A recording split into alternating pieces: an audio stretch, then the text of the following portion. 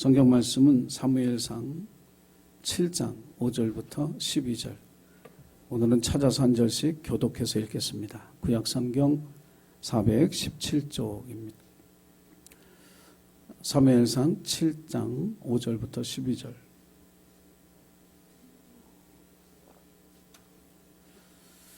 자, 5절 말씀 제가 먼저 읽고요. 6절 여러분이 읽고 교독합니다. 사무엘이 이르되 온 이스라엘은 미스바로 모이라. 내가 너희를 위하여 여호와께 기도하리라 하매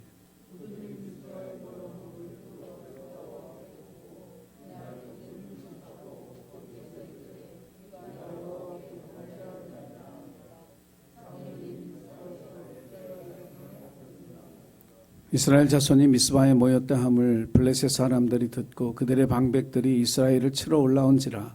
이스라엘 자손들이 듣고 블레셋 사람들을 두려워하여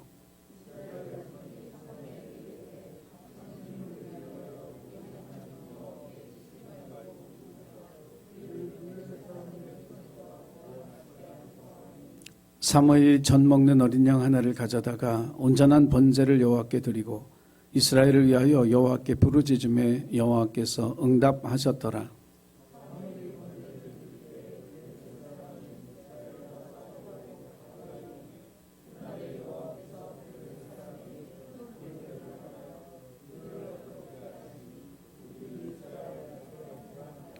이스라엘 사람들이 미스바에서 나가서 블레셋 사람들을 추격하여 벳갈 아래에 이르기까지 쳤더라.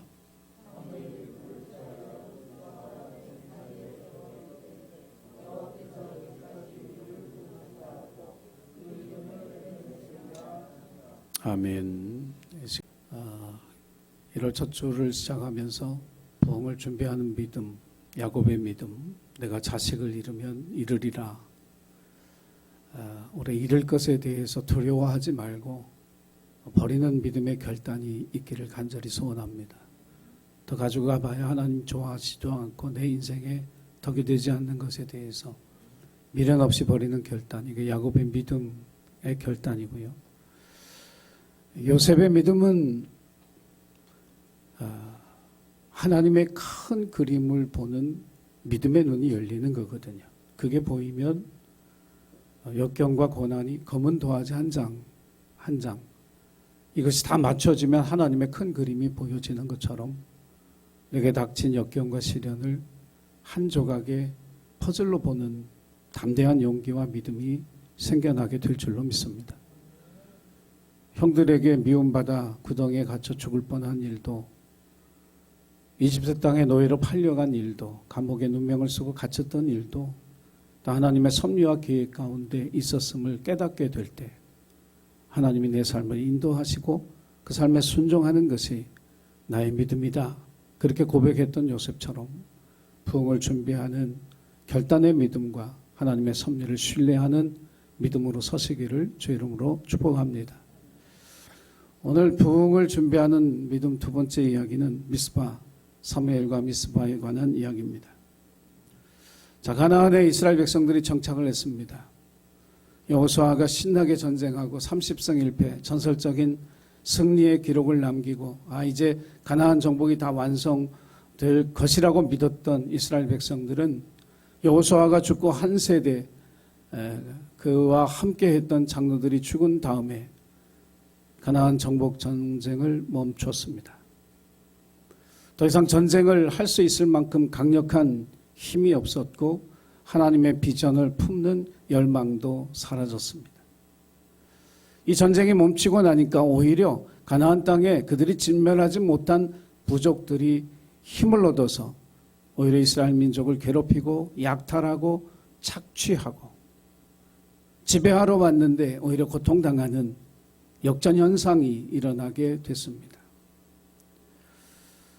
자기의 땅과 자기의 가족을 지키기도 버거운 그런 약한 민족이 돼서 살아가고 있는 그 이스라엘 백성들, 영적 상태도 바닥이었지만 그들의 역사 자체가 암흑기를 한 300여 년을 지나가게 됐습니다.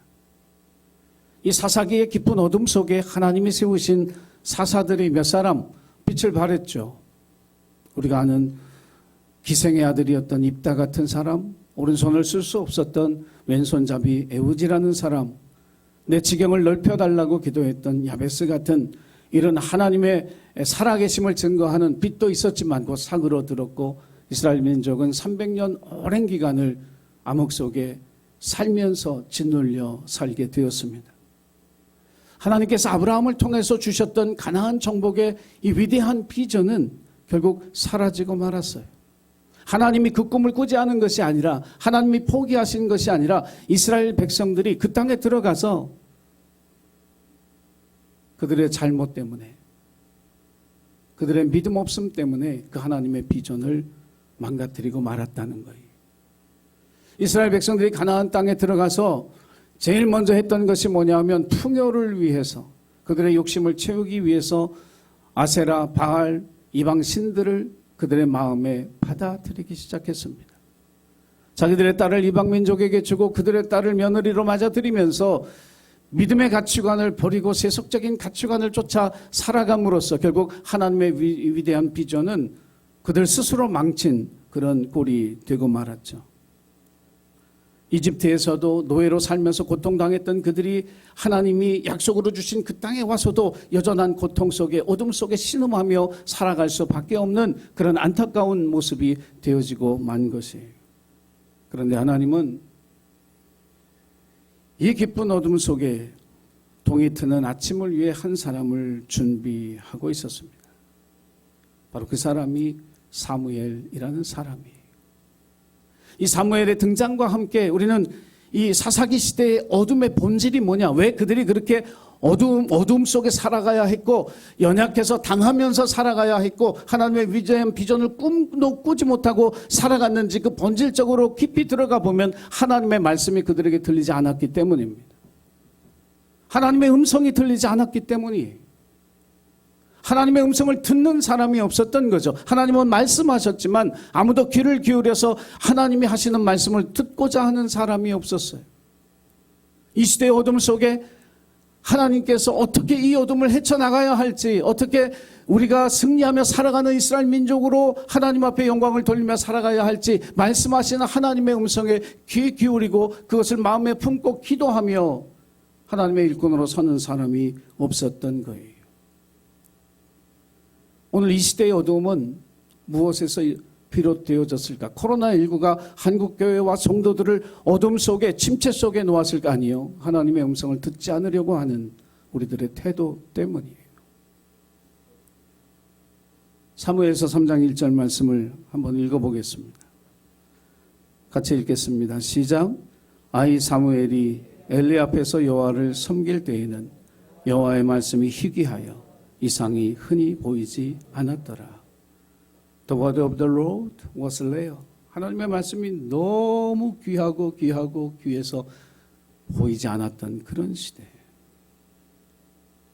제사장인 엘리도 하나님의 음성을 듣지 못했어요.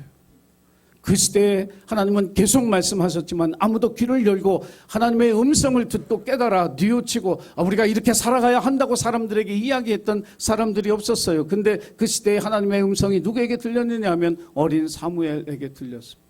이것이 이스라엘의 영적 상태였어요. 오늘 이 시대를 살아가는 우리들에게 하나님은 지금도 말씀하고 있는데 과연 그 음성을 여러분 듣고 살아가고 있습니까? 우리의 심령의 열정과 헌신과 하나님을 살아가는 마음이 회복되지 않는 것은 하나님이 우리에게 말씀하시지 않기 때문에가 아니라 우리가 귀를 닫고 마음을 닫고 그분의 음성에 귀를 기울이지 않고 있기 때문이라고 하는 사실이에요. 아모스 8장 11절에서 성경은 우리에게 이렇게 말합니다. 내가 너희에게 기근을 땅에 보내는데 양식이 없어서 주림도 아니고 물이 없어서 주림도 아니고 여호와의 말씀을 듣지 못한 기근이라고 이야기하고 있습니다.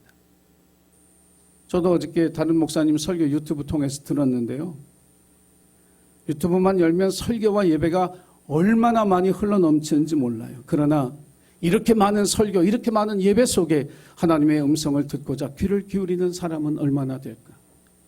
하나님의 말씀을 마음에 새기고 그것을 자기의 비전으로 삼아 기도하며 하나님의 부흥이 이 땅에 다시 한국 교회 가운데 이 나라 이 민족 가운데 일어나기를 소원하며 하나님 앞에 헌신하고 결단하는 그 한 사람은 과연 얼마나 될까?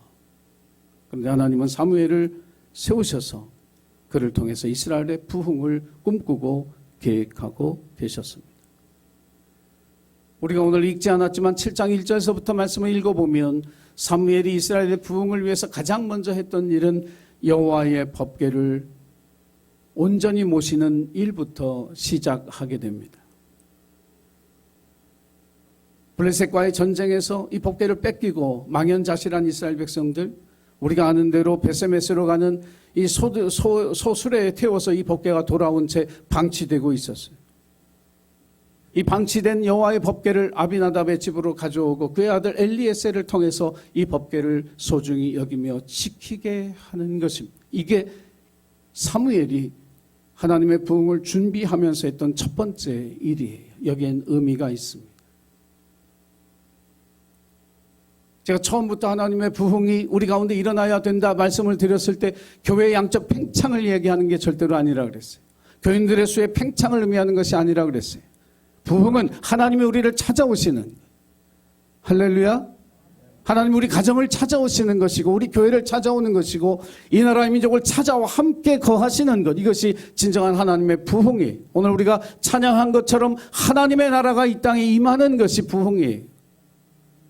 이 부흥은 우리의 노력이나 열정이나 의지를 가지고 되는 것이 아니라 하나님의 말씀의 기초에 뿌리를 깊이 내리는 하나님의 백성들을 통해서, 교회를 통해서 이루어진다라고 하는 사실을 기억해야 할 줄로 믿습니다. 그래서 법궤를 단돌이 하는 거예요.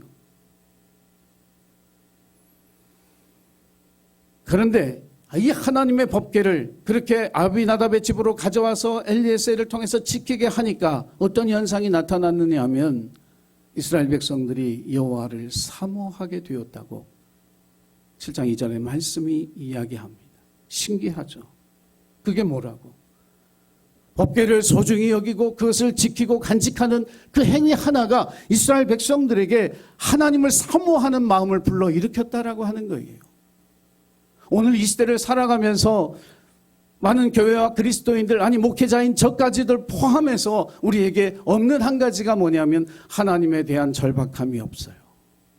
하나님을 사모하지 않아요. 하나님을 기대하지 않아요. 이게 오늘 우리 시대의 문제예요. 하나님의 말씀, 이것을 우리가 마음에 간직하고 그것을 귀하게 여기고 이것을 우리의 삶에 뿌리를 내리려고 할 때 하나님을 사모하는 마음이 우리 가운데 일어나게 될 줄로 믿으시기를 바랍니다. 여호와께 돌아가는 것은 하나님의 말씀으로 돌아가는 거예요. 그분의 말씀 앞에 엎드리는 거예요. 그분의 음성을 듣고 그 말씀을 새기며 지켜 행하는 삶의 결단을 하는 것, 이것이 여호와께 돌아가는 것입니다. 이 말씀을 세우는 이 일이 되자 하나님을 사모하는 마음이 일어났어요. 그리고 나서 사무엘이 하는 게 뭐냐면 회개하라는 거예요. 회개하라. 너희가 전심으로 여호와께 돌아오라. 이 선포를 이제서야 하는 거예요. 사모하는 마음이 이스라엘 백성들에게 있는 것을 보고, 야, 이제 너희가 여호와께 돌아올 때가 됐다. 이 어둠을 끝내기 위해서, 이 아픔과 슬픔과 고통과 이 모욕과 수치를 씻어내기 위해서 하나님 앞에 돌아오는데 그냥 돌아오지 말고 전심으로 돌아봐라. With all your heart. 내 마음을 다해서 돌아오라는 거예요. 이 말을 뒤집으면 이스라엘 백성들의 마음이 하나님에게 있지 않았다는 이야기예요. 하나님에게도 요만큼 주고 바알에게도 요만큼 주고 아스다롯에게도 주고 이방의 신들에게도 주고 다 찢어 발겨서 자기의 마음의 전심이 어디가 있는지를 모르는 거예요. 하나님께 돌아오라 해도 됐지만 전심으로 돌아오라라고 하는 것은 이스라엘 백성들의 마음의 상태를 짚어주고 있는 거예요. 오늘 이 시대를 살아가는 우리의 마음, 하나님을 향하여 전심으로 주님 앞에 서는 저와 여러분이 되기를 간절히 소원합니다. 그런데 이 외침이 들렸어요. 이스라엘 백성들에게 들렸어요. 우상을 버리고 여호와께 돌아와라 하는 이 음성이 들렸어요. 그래서 4절 하반절에 보면 성경은 뭐라고 기록했느냐면 그들이 여호와만 섬기니라. 할렐루야. 이 말씀이 들리는 거예요. 이제 들리기 시작하는 거예요. 안 들렸거든요. 근데 이게 들려요. 이제 들리니까 결단하는 거예요. 오늘 이 시대에도 똑같은 동일한 영적 원리예요. 하나님의 말씀이 들리면 결단하게 되는 거예요. 이방신들을 버릴 수 있는 담대한 용기와 믿음의 결단이 나오는 거예요. 이것을 저와 여러분의 삶 속에 하나님께서 일으키셔서 하나님의 부흥을 준비하는 저와 여러분이 되기를 간절히 소원합니다. 이것이 준비되고 난 다음에 미스바로 그의 백성들을 사무엘이 불러 모아요. 성경에는 미스바가 5군데가 있어요. 지명이 5개란 말이에요. 근데 오늘 본문에 나오는 이 미스바는 베냐민 지파에게 11지파가 자기들의 딸을 주지 않기로 결의한 장소예요. 그러니까 베냐민 지파가 없어져도 좋다. 우리는 우리 딸을 그들에게 주어서 베냐민 지파가 대를 이어가지 않도록 막겠다라고 하는 결의를 한 거예요. 얼마나 베냐민 지파가 저질렀던 악행이 크고 충격적이었으면 이런 결의를 11지파가 할 수 있었을까? 사사기 21장 1절 말씀 우리 보고 읽겠습니다. 사사기 21장 1절. 자, 시작. 이스라엘 사람들이 미스바에서 맹세하여 이르기를 우리 중에 누구든지 딸을 베냐민 사람에게 아내로 주지 아니하리라. 미스바는 새로운 출발을 위해 멋진 장소가 아니에요. 새로운 시작과 새로운 부흥을 위한 출발지로는 어울리는 장소가 아니에요. 여기는 수치와 모욕의 땅이에요. 이스라엘 백성들에게 아픈 땅이에요. 고통의 땅이에요. 근데 하나님은 그들을 미스바로 모으셔요. 저는 이 설교를 준비하면서 왜 미스바인가를 가지고 고민을 얼마나 많이 했는지 몰라요. 왜 이런 땅으로 불러 모으셨을까? 좀 더 소망적이고 좀 더 긍정적이고 새로운 출발과 새로운 번영과 부흥을 위해 더 적합한 땅이었으면 얼마나 더 좋을까? 근데 왜 하필이면 베냐민 지파에게 그들의 딸을 주지 않기로 한 12지파 가운데 한 지파가 없어져도 좋다고 결심한 바로 그곳일까? 그런데 하나님은 놀랍게도 땅을 고치시는 분이에요. 할렐루야. 하나님은 땅을 고치시는 분이에요. 그 땅을 그렇게 수치와 모욕의 땅으로 남겨두시는 분이 아니에요. 그 땅을 새롭게 시작하는 땅, 부흥이 일어나는 땅, 하나님의 역사와 능력을 체험하는 땅으로 바꾸시는 분이에요.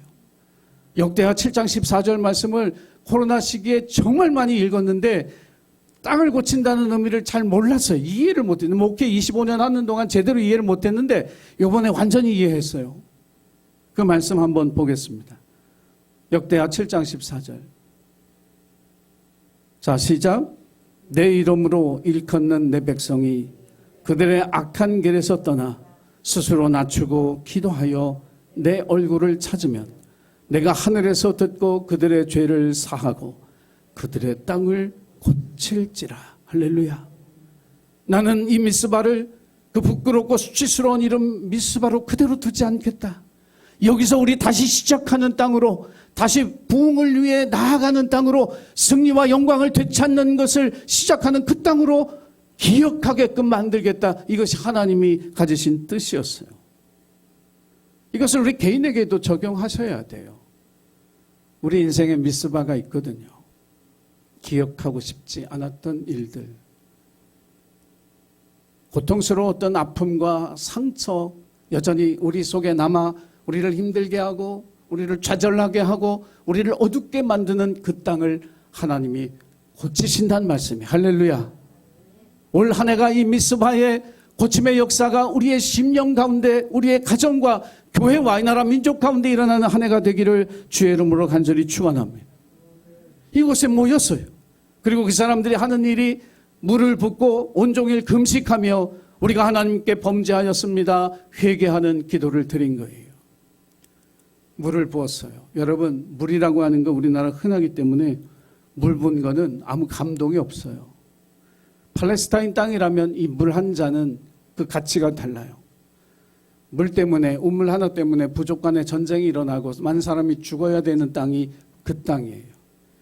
이게 번성과 또 삶의 생존을 위해 절대적으로 필요한 게 우물이기 때문에 이 땅에서의 물은 우리가 생각하는 것하고는 의미가 전혀 달라요. 미스바라고 하는 이 지역의 위치가 780m예요. 이스라엘 백성들이 780m를 올라왔어요. 목말라요. 자기가 마시고 싶죠. 근데 그 물을 자기가 마시지 아니하고 하나님께 부어 드렸어요. 회개라고 하는 게 뭐냐? 회개라고 하는 게 뭐냐? 우리 입술로 하는 게 아니에요. 나의 필요와 만족을 채우는 삶을 회개하는 거예요. 그걸 하나님 앞에 드릴 수 있는 믿음으로 변화되는 거예요. 하나님을 사랑하는 게 뭐냐고요? 추상적인 게 아니에요. 780m 올라가 보니까 목말라 죽겠어요. 내가 물 마시고 싶은데 그걸 하나님 앞에 부어드리는 게 하나님을 사랑하는 거예요.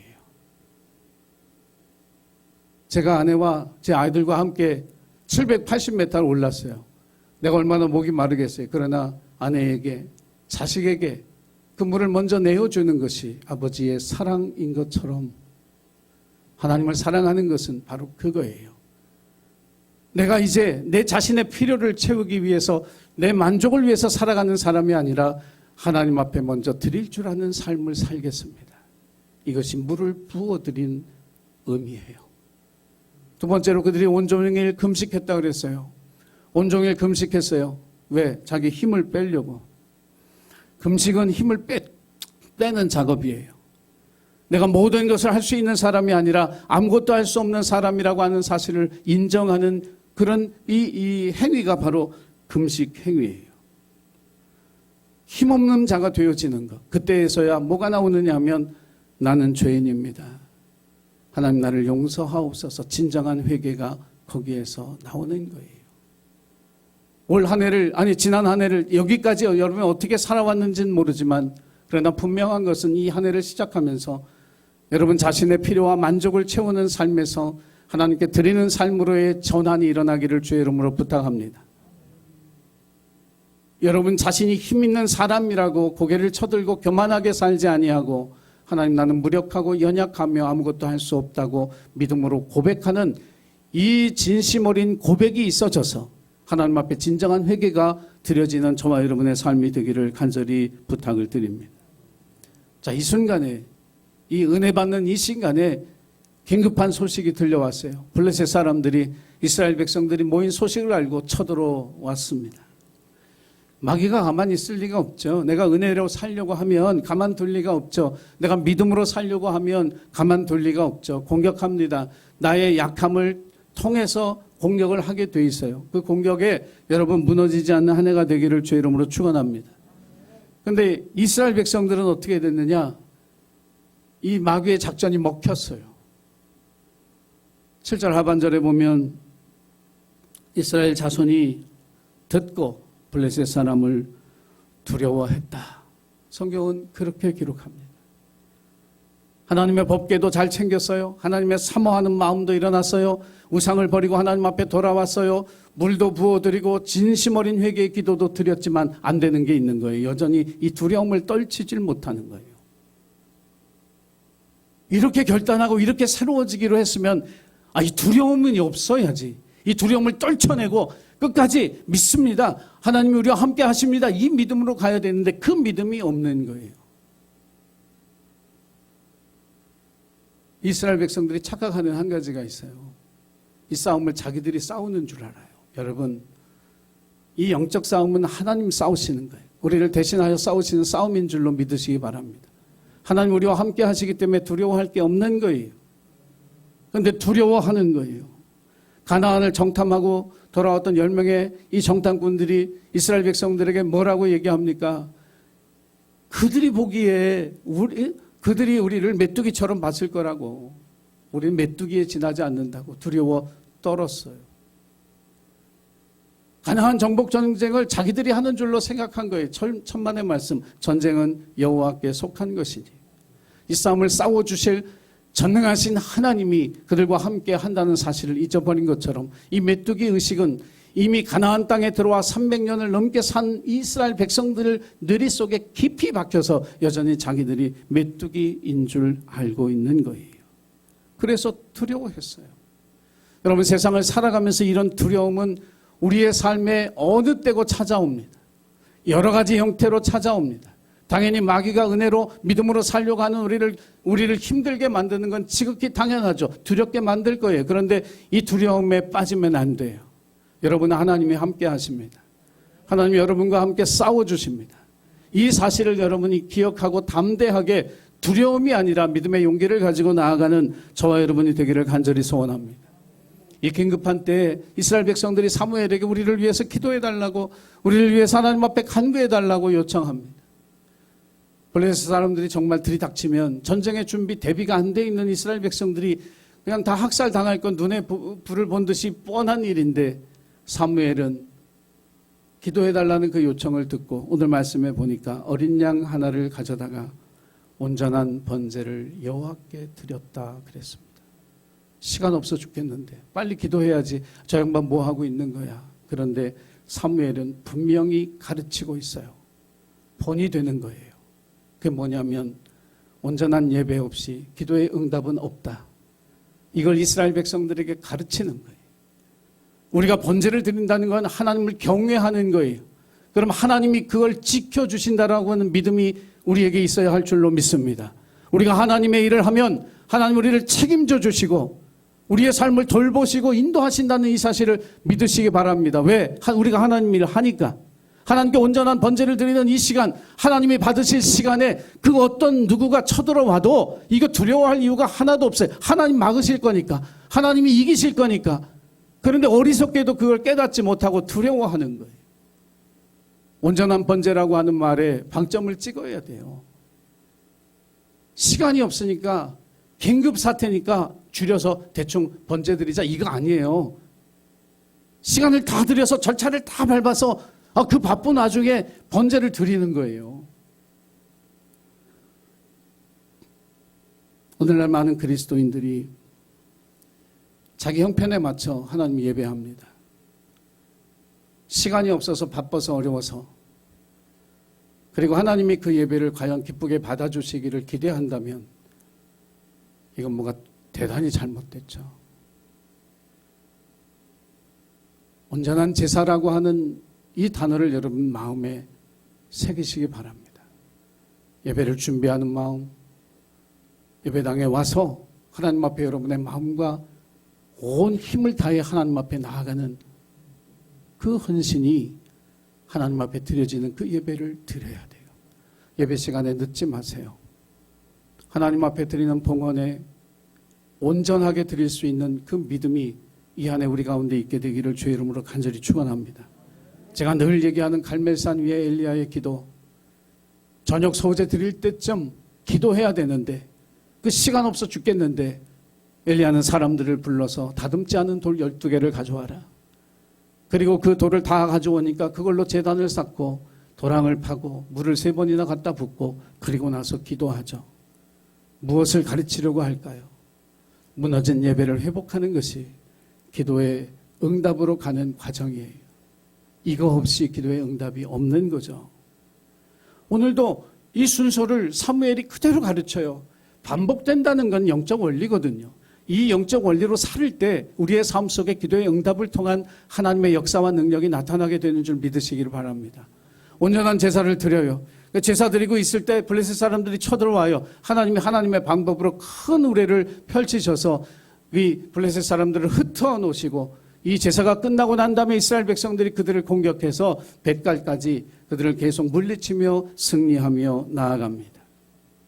사랑하는 예수님께 가족 여러분, 온전한 번제, 여기에 올 한 해 우리 신앙의 방점을 찍고 기도 응답의 간증과 축복을 누리는 저와 여러분이 되기를 간절히 축원합니다. 자, 그리고는 이제 이 사무엘이 미스바와 센 사이에서 에베네셀, 돌을 쌓고 거기다가 에베네셀이라 이렇게 칭합니다. 에베네셀이라고 하는 건 지명이 아니에요. 에베네셀은 도움의 돌입니다. 상징이에요. 하나님께서 여기까지 우리를 도우셨다는 상징으로 돌을 쌓은 거죠. 여기에도 하나님의 섭리가 있어요. 왜 그 돌 무더기를 에베네셀이라고 했을까? 에베네셀 지명이 있어요, 따로.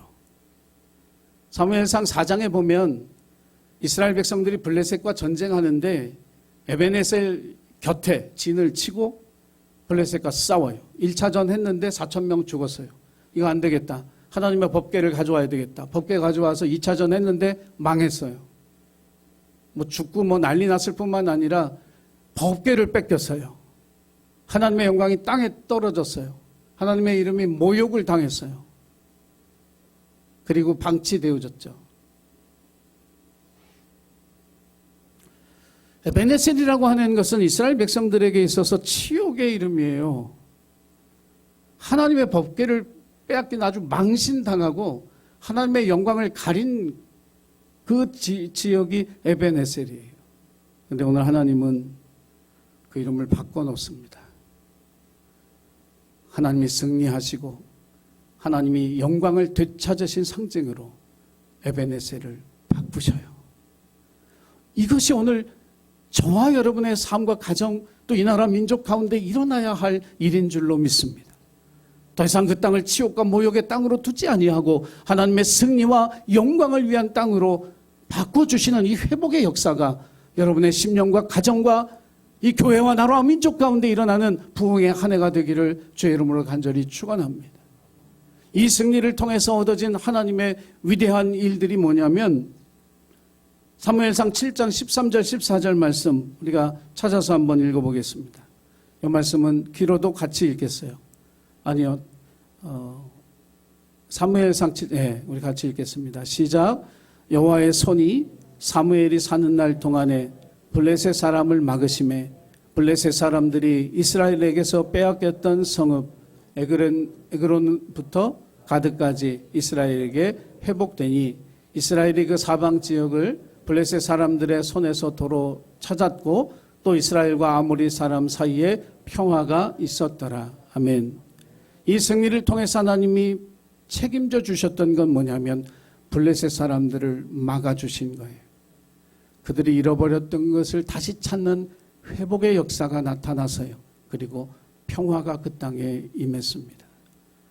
사랑하는 예신교회 가족 여러분, 여러분의 미스바, 여러분의 에베네셀을 새롭게 시작하는 땅으로 하나님의 영광을 되찾는 부흥의 출발점으로 삼으신 이 하나님의 놀라운 은혜와 또 하나님의 역사하심을 올 한 해 우리의 삶 속에 체험하는 우리 모든 예신 가족들이 되기를 주의 이름으로 간절히 축원합니다. 기도하겠습니다. 사랑의 주님, 긴 어둠을 저희들도 지내고 있습니다. 하나님의 말씀이 우리 귀에 들려지지 않아 그 말씀을 우리의 삶에 뿌리내리지 못하고 방황하며 혼동하며 살아가는 저희들 불쌍히 여겨주셔서 말씀을 깊이 뿌리내리는 저희들 되게 하시고 우리의 마음속에 어느새 자리 잡은 세속적인 가치관들과 세상의 우상들을 버리는 믿음의 결단이 우리 가운데 있게 하여 주옵소서. 우리의 미스바를 그 상처와 고통과 치욕의 땅을 주님 새로운 부흥의 땅으로 다시 시작하는 땅으로 다시 일어서는 땅으로 바꿔주신 것처럼 우리의 상처를 디디고 하나님의 부흥을 향해 일어서는 우리 예수님교회 또 사랑하는 모든 가족들이 되게 하여 주옵소서. 하나님의 살아계심을 체험하는 에베네셀의 은총을 누리는 한 해의 삶을 살아 주님을 영화롭게 하며 하나님의 영광을 위해 기쁨과 감사 가운데 살아갈 수 있는 주님의 자녀들 될 수 있도록 인도하여 주옵소서. 여기까지 우리를 도우신 에베네셀의 하나님을 찬양하며 우리 주 예수 그리스도의 이름으로 기도드리옵나이다. 아멘.